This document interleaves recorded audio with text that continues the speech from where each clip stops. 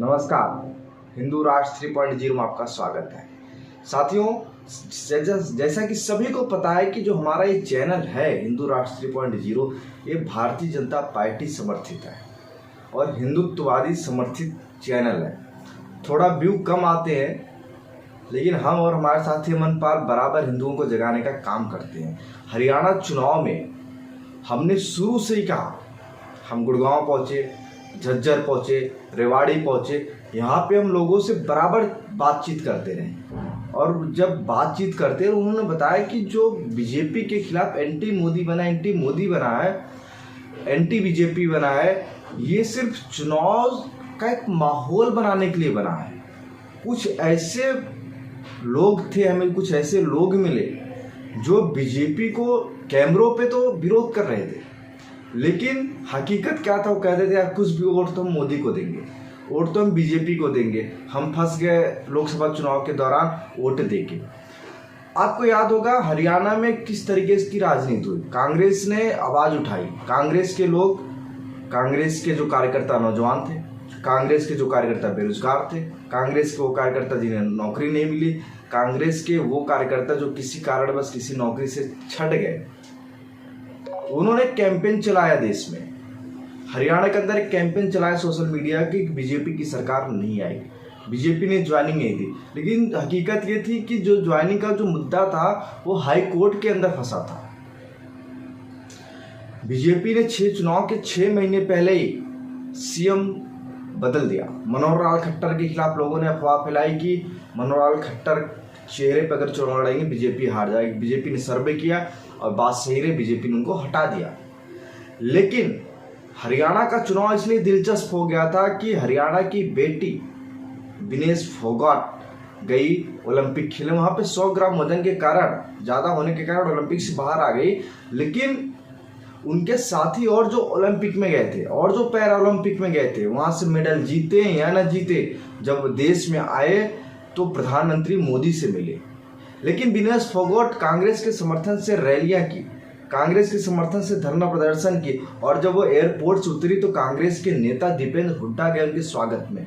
मतलब शुरू से ही था कि विनेश फोगाट एक साजिश के तरीके से कांग्रेस उनको इस्तेमाल कर रही है भारतीय जनता पार्टी के खिलाफ। ये चीज़ हरियाणा की जनता भली बात समझ गई, क्योंकि और पैरा ओलंपिक के खिलाड़ी थे और ओलंपिक खिलाड़ी हारे या जीते अपने प्रैक्टिस सेशन में लग गए थे।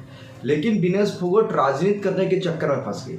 उन्होंने कहा कि चुनाव के दौरान विनेश फोगाट ने कहा कि प्रियंका दीदी के घर से मेरे पास खाना आता था, प्रियंका दीदी बराबर हालचाल पूछती थी। तो हरियाणा की जनता इन्हीं सब बातों को रख ली कि भैया ये पहलवानों का आंदोलन थोड़ी था, कांग्रेस खुद आंदोलन करवा रही थी।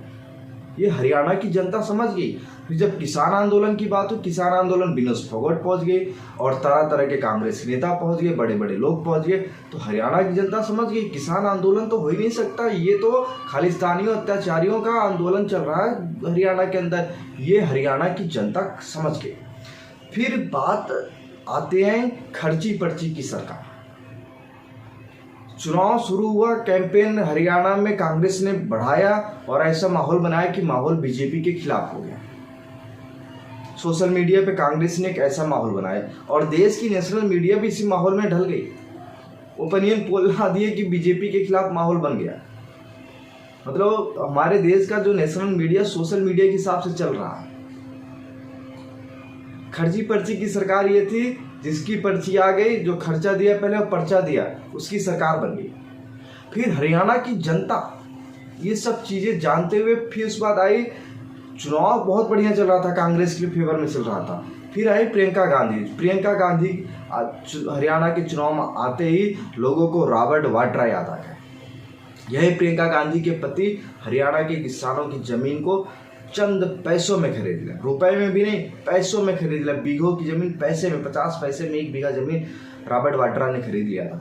हरियाणा की जनता ये सब सुनती गई, समझ रही थी हरियाणा की जनता। राहुल गांधी फिर उसके बाद आए, उन्होंने जलेबी का मुद्दा छोड़ दिया।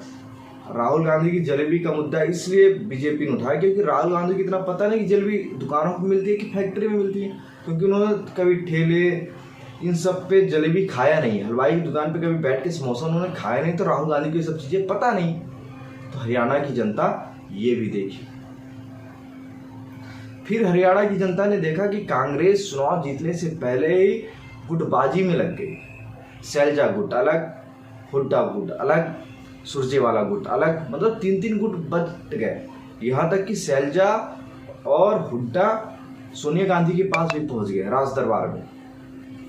अब हम आते हैं दूसरी जगह पे, दूसरे निचोड़ पे आते हैं, कांग्रेस ने कहाँ गलती की और बीजेपी कहाँ बाजी मारी। राहुल गांधी जाते हैं अमेरिका जाके आरक्षण के खिलाफ बयान दे देते हैं, और वहीं भारतीय जनता पार्टी के नरेंद्र मोदी, अमित शाह, जेपी नड्डा और उत्तर प्रदेश के सीएम योगी आदित्यनाथ ने पूरा माहौल बदल दिया।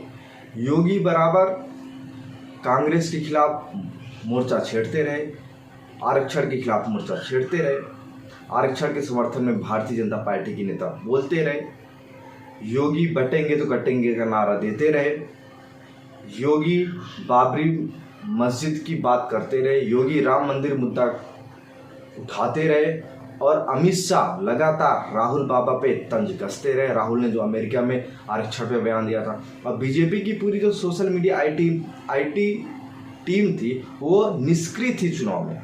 बीजेपी से ज़्यादा जो छोटे मोटे समर्थन में यूट्यूब चैनल चलते हैं बीजेपी के, उन्होंने किया बीजेपी का काम खत्म, मतलब काम कांग्रेस का काम खत्म उन्होंने किया, बीजेपी का उन्होंने साथ दिया। जैसा कि हमारा चैनल है, हम बीजेपी का शुरू से समर्थन करते हैं। हमने शुरू से कहा कि बीजेपी की सरकार बनेगी, बीजेपी की सरकार बनाएगी। लोगों ने माहौल उड़ाया, लेकिन हम लगे रहे कि बीजेपी की ही सरकार बनेगी। साथियों, अब आते हैं, क्या आप सबने देखा कि हिमाचल में कांग्रेस की सरकार ने टॉयलेट पे टैक्स लगा दिया। कर्नाटक की स्थिति लोगों ने देखा, तो हरियाणा की जनता समझदार है।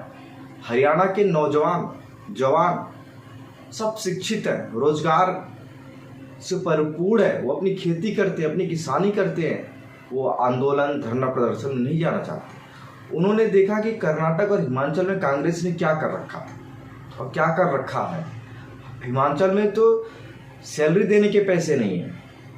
अब लोगों को लगा कि अगर यहाँ पे सरकार हरियाणा में आई तो हरियाणा का पैसा लूट के हिमाचल में जाएगा, वहाँ सैलरी देंगे, फिर हमारे प्रदेश में कंगाली आएगी। ये हरियाणा की जनता ने समझा, और जिस हिसाब से बीजेपी शासित राज्यों में पेट्रोल और डीजल के दाम कम है, महंगाई कम है, वहीं कांग्रेस शासित राज्यों में इन सब चीज़ों के दाम बहुत महंगे हैं। आरक्षण पे राहुल गांधी ने जो बयान दिया, हरियाणा के दलित आरक्षण और संविधान का जो एक भ्रम था लोकसभा चुनाव के दौरान, वो समझ गए कि बीजेपी से बढ़िया हमारे लिए कोई पार्टी नहीं है।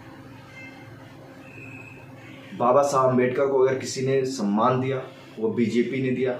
हरियाणा की जनता को मोदी की और योगी की एक बात समझ में आ गई। मोदी और योगी दलित बस्तियों में प्रचार किया, और उस प्रचार में मोदी योगी ने, जो कांग्रेस ने दलितों के भगवान कहे जाने वाले अम्बेडकर जी के बारे में जो उनकी सोच थी, मोदी और योगी ने दलितों को बताया। दलित उस बात को समझे और बीजेपी के समर्थन में जबरदस्त वोट दिए। पिछड़ा वर्ग उत्तर प्रदेश का हाल देख चुका था, बिहार का हाल देख चुका था। कांग्रेस चाहती थी कि हम आरक्षण और संविधान के मुद्दे पे चुनाव लड़े, लेकिन हरियाणा की जनता ने नकार दिया। ये सिर्फ सफल हुआ था उत्तर प्रदेश में, क्योंकि उत्तर प्रदेश में जातिवाद चलती है, और जातिवाद के कारण उत्तर प्रदेश दंश हमेशा से झेलता आया है। और साथ ही देखिए, हरियाणा में जो सारा नेशनल मीडिया कांग्रेस की सरकार बनाने की बात कर रही थी, उस हरियाणा में बीजेपी की सरकार बन गई। सुबह के 9:30 बजे तक कांग्रेस एक तरफा जीत रही थी, उसके बाद बाजी ऐसी पलटी, बीजेपी की सरकार बन गई। कांग्रेस पूरी तरीके से साफ हो गई है। इस हार की जो जिम्मेदारी है, देखते हैं कौन लेता, राहुल गांधी लेते हैं, कौन लेता। मतलब राहुल गांधी फिर फेल हो गए।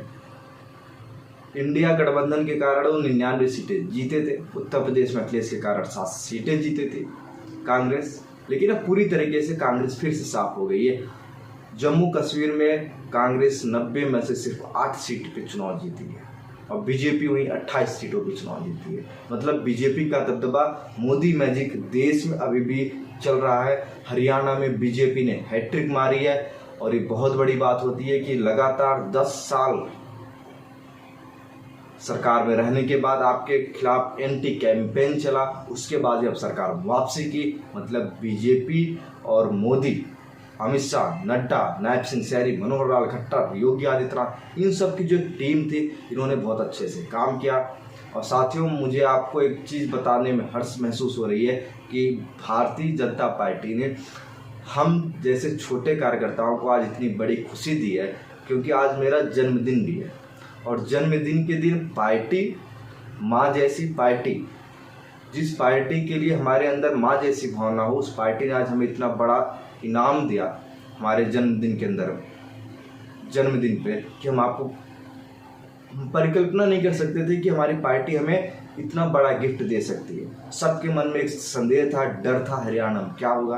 अब बीजेपी ने हरियाणा जीत के हम जैसे छोटे कार्यकर्ताओं को आज बहुत बड़ा उपहार दिया, और आज मुझे बहुत बड़ा जन्मदिन का गिफ्ट मिला है पार्टी की तरफ से। इसके लिए मैं पार्टी के, हरियाणा की जनता को मैं बहुत बहुत बधाई देता हूं कि हम जैसे छोटे कार्यकर्ता को जन्मदिन के दिन पर इतना बड़ा गिफ्ट दिया। इसलिए हम हरियाणा की जनता, प्रधानमंत्री नरेंद्र मोदी के आजीवन आभारी रहेंगे। नमस्कार।